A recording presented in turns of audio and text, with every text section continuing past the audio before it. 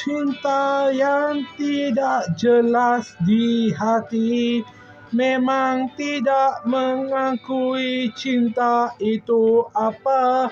Sesungguhnya aku tidak tahu cinta itu apa di hatiku ini. Seharusnya cinta itu pendam ataupun sahaja lupa perjuangan itu.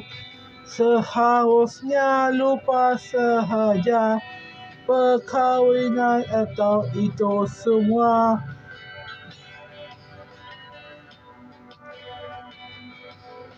Cinta kerana cinta, seharusnya ku lupakan saja. Cinta yang seharusnya tidak penting, harusnya lupa sahaja.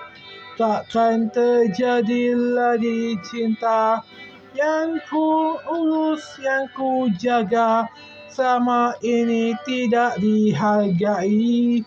Cinta yang tak dihargai tak seharusnya dipertahankan. Keluar saja, tinggalkan wanita itu. Banyak lagi yang lebih baik. Banyak lagi wanita yang lebih baik dari wanita egois itu.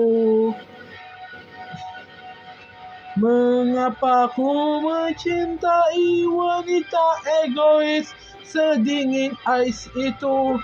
Padahal dianya wanita yang baik. Ku pilih wanita sedingin ais yang ku pilih. Seharusnya ku gunakan akalku dengan sehat, tapi ku menyesal sudah memilih wanita itu yang tak menghargai hasil kerasku ini. Memang mencintai wanita sedingin ais itu teruk sekali.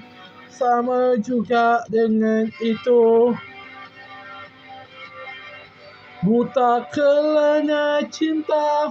Memang itu benda yang teruk sekali di hatiku ini.